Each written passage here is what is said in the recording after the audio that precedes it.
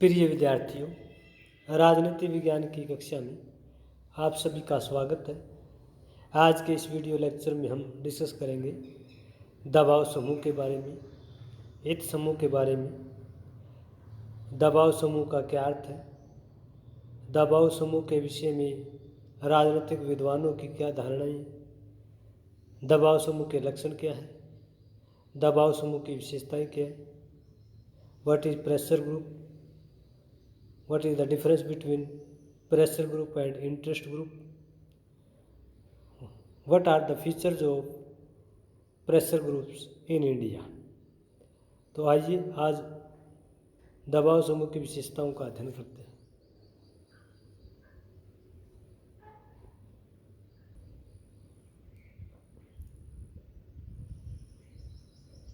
दबाव समूह एवं हित समूह, interest group and pressure group. हित समूह का अर्थ जानने के पहले हम हित समूह क्या होता है, हित समूह से क्या अभिप्राय है, हित समूह किसे कहेंगे।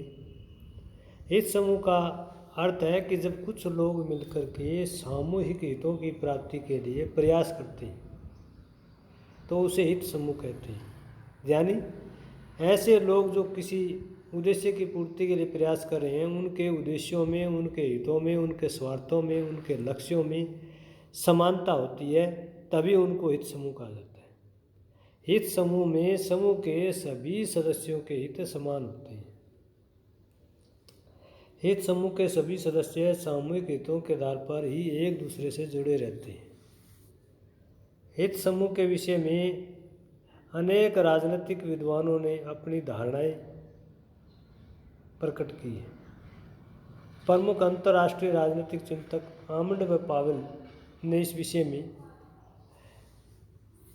अपनी स्टेटमेंट दी है कि हित समूह से तात्पर्य ऐसे व्यक्तियों के समूह से है जो किसी विशेष हित या लाभ के लिए परस्पर मिले हों, जिनमें उन हितों के संबंध में चेतना है। यानी विशेष हित है, विशेष लाभ है, उसके लिए मिल रहे हैं और हितों के संबंध में चेतना है। जैसे किसानों का समूह है, किसानों के इंटरेस्ट, किसानों के उद्देश्य समान है, खेती बाड़ी से जुड़े हुए, फसलों के बारे में। तो हितों में जो है समानता भी है और हितों के संबंध में चेतना भी है, क्योंकि समूह के लोगों को पता है कि कहीं न कहीं उनके उद्देश्य, उनके लाभों पर नकारात्मक प्रभाव पड़ रहा है। C.H. ढिल्लो कहते हैं कि समान हित वाले व्यक्तियों को हित समूह कहते हैं। ढिल्लो का मानना है कि जिन व्यक्तियों के हित समान है, जिन व्यक्तियों के उद्देश्य समान है, उनको हित समूह कहते हैं। दबाव समूह हित समूह से थोड़ा सा अलग है। दबाव समूह का अर्थ हम जानेंगे कि दबाव समूह क्या है। जब हित समूह अपने हितों की पूर्ति के लिए राजनीतिक प्रयास करता है तो उसे दबाव समूह कहा जाता है। हित समूह अपने उद्देश्यों की पूर्ति के लिए विधानमंडल की नीतियों को प्रभावित करते हैं। अगर विधानमंडल हित समूहों के हितों के विरुद्ध निर्णय लेता है तो हित समूह सरकार पर निर्णय वापस लेने के लिए दबाव डालता है।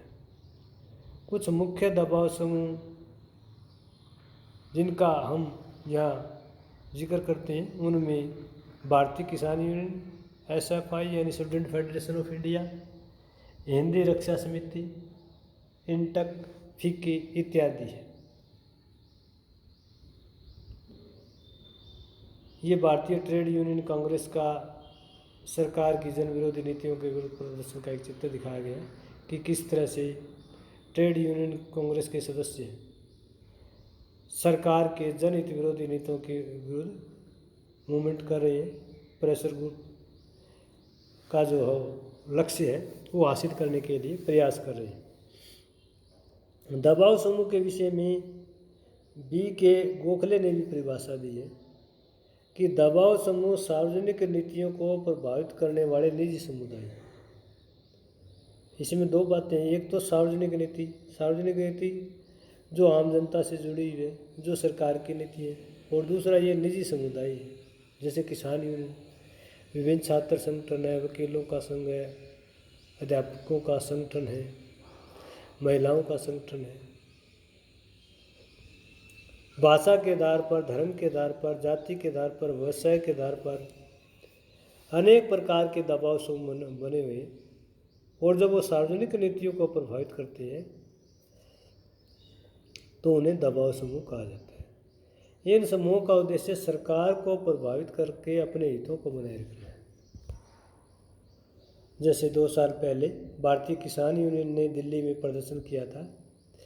हरियाणा, पंजाब समेत अनेक राज्यों के किसानों ने केंद्र सरकार के 3 कृषि कानूनों को किसानों के हितों के विरुद्ध बताया और एक लंबा मूवमेंट जारी रखा केंद्र सरकार के विरुद्ध, और आखिरकार केंद्र सरकार ने किसानों की मांग को स्वीकार करते हुए इस बिल को वापस ले लिया। एन.सी. हंट कहते हैं कि दबाव समूह ऐसा संगठन है जो सार्वजनिक पद की जिम्मेदारी स्वीकार किए बिना सरकार की नीतियों को प्रभावित करने का प्रयत्न करता है। यानी कोई सार्वजनिक जिम्मेदारी नहीं है, सरकार की तरफ से रिस्पॉन्सिबिलिटी नहीं है, कोई गवर्नमेंट एम्प्लॉय नहीं है, फिर भी सरकार की नीतियों को प्रभावित किया जाता है। जैसे किसान जो है वो एग्रीकल्चर डिपार्टमेंट में कोई ऑफिसर नहीं है, लेकिन फिर भी किसानों ने सरकार की एग्रीकल्चर संबंधी नीति को प्रभावित करने का प्रयास किया। तो हमने डिस्कस किया है कि हित समूह और दबाव समूह में क्या अंतर है। हित समूह समान हितों की प्राप्ति के लिए लोगों का समूह है, और वही हित समूह जब अपने उद्देश्यों की प्राप्ति के लिए सरकार के ऊपर, सिस्टम के ऊपर दबाव डालता है तो उस हित समूह को दबाव समूह कहा जाता है। अब प्रश्न उठता है कि दबाव समूह की विशेषताएं क्या है, लक्षण क्या है, पहचान क्या है। दबाव समूह का पहला लक्षण है हितों में समानता। दबाव समूह में हितों की समानता रहती है। दबाव समूह में किसी सदस्य के व्यक्तिगत हितों की प्राप्ति के लिए कोई प्रयास नहीं किया जाता। समान हित वाले व्यक्ति समूह के हितों की रक्षा के लिए सरकार की नीतियों को प्रभावित करने का कार्य किया जाता है। एक व्यक्ति एक साथ एक से अधिक दबाव समूह का भी सदस्य बन सकता है। दबाव समूह में सभी सदस्य मिलकर सामूहिक रूप से सरकार व प्रशासन पर हित पूर्ति के लिए दबाव डालते हैं। उदाहरण के लिए किसान यूनियन में किसानों के हितों का ही विचार होता है, अन्य का विचार नहीं। All India college and university teacher association में कॉलेज और यूनिवर्सिटी टीचर के इंटरेस्ट का ही सवाल होता है। अन्य middle school, senior secondary school के टीचरों का कोई इंटरेस्ट नहीं होता, महिलाओं का कोई इंटरेस्ट नहीं होता। महिलाओं के जितने संगठन बने हुए हैं, प्रेशर ग्रुप बने हुए हैं, उन सभी प्रेशर ग्रुप में केवल महिला हितों की बात की जाती है, पुरुष हितों की बात नहीं की जाती। तो प्रेशर ग्रुप की एक महत्वपूर्ण विशेषता, सर्वप्रथम विशेषता, प्रमुख विशेषता है कि हितों में समानता। यानी जो प्रेशर ग्रुप बना हुआ है, इंटरेस्ट ग्रुप बना हुआ है, उसमें जुड़े हुए सभी सदस्यों के हित, सभी सदस्यों के उद्देश्य, सभी सदस्यों के स्वार्थ, सभी सदस्यों के जो लक्ष्य हैं वो समान होते हैं, उनमें समानता दिखाई देती है। दूसरा महत्वपूर्ण करैक्टर है संगठित स्वरूप का। यानी दबाव समूह की एक महत्वपूर्ण विशेषता इसका संगठित होना। दबाव समूह अपने उद्देश्यों की पूर्ति के लिए संगठन बनाते हैं। संगठन के आधार पर इस समूह के अधिकारों एवं उत्तरदायित्वों को निश्चित किया जाता है। राष्ट्रीय स्तर से लेकर स्थानीय स्तर तक पद एवं दायित्वों का उचित ढंग से विभाजन किया जाता है ताकि कोई भी प्रभावशाली या सामान्य सदस्य दबाव समूह की कार्य प्रणाली को लेकर प्रश्न चिन्ह न उठाए। राष्ट्रीय, प्रांतीय, स्थानीय स्तर पर पदाधिकारी अपने अपने कर्तव्यों का उचित ढंग से निर्वाह करते हैं। यानी दबाव समूह की एक बड़ी विशेषता इसका स्वरूप जो है वो संगठित होता है। कर्मचारियों में, इसके अधिकारियों में, पदाधिकारियों में जिम्मेदारी का, कर्तव्य का, अधिकार का, दायित्व का पूरी तरह से विभाजन होता है।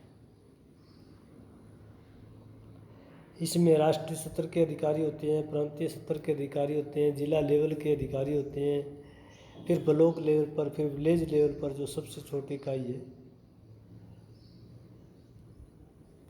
दबाव समूह की एक महत्वपूर्ण विशेषता विविधताओं का होना है।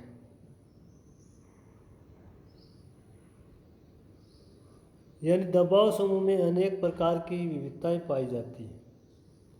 उदाहरण के लिए अध्यापकों, विद्यार्थियों, किसानों, मजदूरों, महिलाओं, व्यापारियों, वकीलों, बैंक कर्मियों, रेलवे कर्मियों, भाषाई, जातीय, धार्मिक, क्षेत्रीय आधार इत्यादि अनेक प्रकार के दबाव समूह भारत में विद्यमान हैं। ये दबाव समूह अपने अपने क्षेत्रों में सामूहिक हितों की प्राप्ति के लिए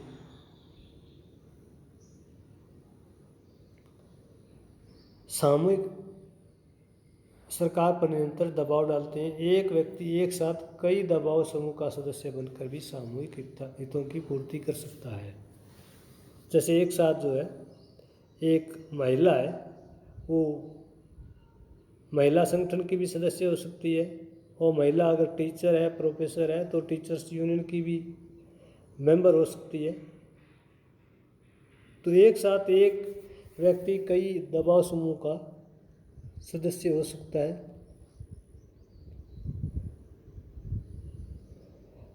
तो विविधताओं का होना जो है दबाव समूह की महत्वपूर्ण विशेषता है। जातीय भाषाई समूह की सदस्यता भी ग्रहण कर सकते हैं।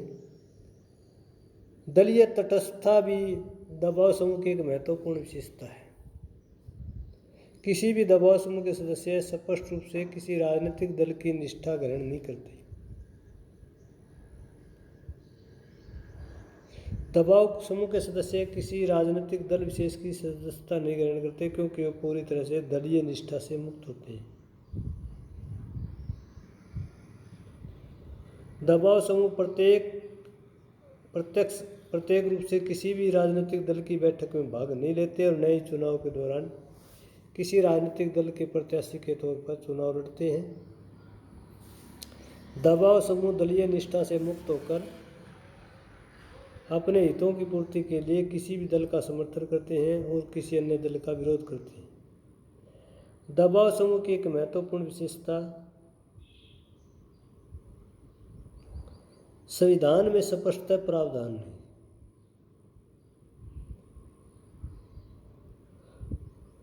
भारतीय संविधान के अनुच्छेद 19(1) में नागरिकों को 6 प्रकार की स्वतंत्रताएं दी गई। भारत का कोई भी नागरिक किसी समुदाय, संगठन, सभा का निर्माण कर सकता है, बशर्ते उसके ऐसा करने से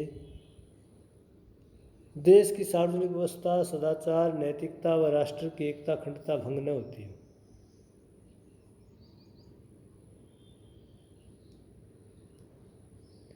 अनुच्छेद 19(1) में प्रत्यक्ष रूप से भारतीय नागरिकों को अपने हित समूह या दबाव समूह का अधिकार दिया गया है। संविधान के अन्य किसी अनुच्छेद में दबाव समूह के बारे में प्रत्यक्ष वर्णन नहीं किया गया। शासन को प्रभावित करना दबाव समूह का एक महत्वपूर्ण फीचर है, लक्षण है। दबाव समूह सरकार की नीतियों को प्रभावित करने की चेष्टा करता है। दबाव समूह समय समय पर धरने प्रदर्शन के माध्यम से सरकार की नीतियों को प्रभावित करते हैं। अगर सरकार अपने नीति निर्माण के द्वारा किसी दबाव समूह के हितों को नुकसान पहुंचाती है, तो दबाव समूह उस पर दबाव डालकर उस नीति या निर्णय को अपने हितों के अनुरूप डालने का प्रयास करते हैं। उदाहरण के लिए आरएसएस भारतीय जनता पार्टी की नीतियों को अप्रत्यक्ष रूप से प्रभावित करता है। दबाव समूह का एक महत्वपूर्ण कैरेक्टर है मूल उद्देश्य हित पूर्ति। यानी दबाव समूह की महत्वपूर्ण विशेषता सामूहिक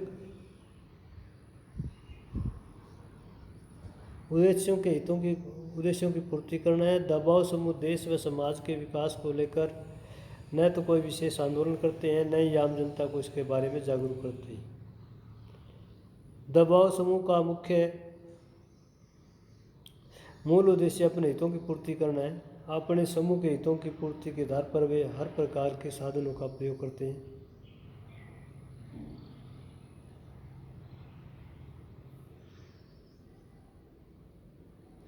दबाव समूह के सदस्य भी हित पूर्ति के आधार पर ही समूह से जुड़े हुए होते हैं। अगर कोई दबाव समूह सामूहिक हितों की पूर्ति के लिए संघर्ष नहीं करता या उसमें असफल रहता है, तो इसके सदस्य दूसरे दबाव की समूह की सदस्यता ग्रहण कर लेते हैं। यानी मूल उद्देश्य जो है हितों की पूर्ति करना है। जब तक हितों की पूर्ति होती है दबाव समूह बनी रहती है। दबाव समूह की सदस्यता ऐच्छिक है। कोई भी नागरिक किसी दबाव समूह का सदस्य हो सकता है, ये उसकी इच्छा पर निर्भर है। वो एक साथ कई दबाव समूह का सदस्य भी रह सकता है। कोई व्यक्ति अपने हितों को किसी विशेष दबाव समूह के हितों से जुड़ा हुआ देखता है तो वह व्यक्ति संबंधित दबाव समूह का सदस्य बन जाता है। अपने व्यवसाय, शांति, धर्म, भाषा, क्षेत्र या सामान्य हित को ध्यान में रखकर दबाव समूह की राजनीति ग्रहण की जाती है। दबाव समूह सामूहिक से संबंधित किसी भी व्यक्ति को उस विशेष समूह से जुड़ने के लिए दबाव नहीं डाल सकता। उदाहरण के लिए किसान को उसके अपने हित से संबंधित समूह, भारतीय किसान यूनियन या अन्य कृषक संघों से जुड़ने के लिए बाध्य नहीं किया जा सकता। तो कोई व्यक्ति जो है किसी दबाव समूह का सदस्य बन सकता है, ये उस व्यक्ति की इच्छा पर निर्भर है। कोई टीचर होकर के टीचर का जो प्रेशर ग्रुप है उसका सदस्य ना बने, वकील होकर वकील समूह का सदस्य ना बने, या महिला होकर के महिला प्रेशर ग्रुप की सदस्य ना बने, ये उस व्यक्ति की इच्छा पर निर्भर है। इसमें कोई किसी प्रकार का बाध्यता नहीं। दबाव समूह की एक महत्वपूर्ण विशेषता जन उत्तरदायित्व नहीं, यानी एक प्रकार से इसमें उत्तरदायित्व की भावना का कमी पाई जाती है। जिस तरह से कार्यपालिका को जनहित कार्य के लिए काम आम जनता उत्तरदायी मानती है, उसी तरह से कोई भी दबाव समूह अपने हित समूह से जुड़ी हुई जनता के प्रति उत्तरदायी नहीं है। यह दबाव समूह के ऊपर निर्भर है कि वह किन साधनों के द्वारा अपने हितों की पूर्ति करती है। हित पूर्ति न होने पर आम जनता उसे उत्तरदायी नहीं ठहरा सकती। तो आज का हमारा लेक्चर था हित समूह से क्या अभिप्राय है, दबाव समूह के बारे में आप क्या जानते हैं, हित समूह और दबाव समूह में क्या अंतर है, दोनों के विषय में विभिन्न विद्वानों की परिभाषाएं क्या है, हित या दबाव समूह की मुख्य विशेषताएं क्या है, लक्षण क्या है, पहचान क्या है, और इसका हमने जो है बारी बारी डिस्कस किया है। तो दबाव समूह से संबंधित आज का ये वीडियो लेक्चर आपको कैसा लगा कमेंट करके ज़रूर बताइएगा। अगर ये लेक्चर आपको पसंद आता है तो इसे लाइक कीजिए, अपने मित्रों के साथ शेयर कीजिए और मेरे इस YouTube चैनल को सब्सक्राइब करना न भूलिए। धन्यवाद।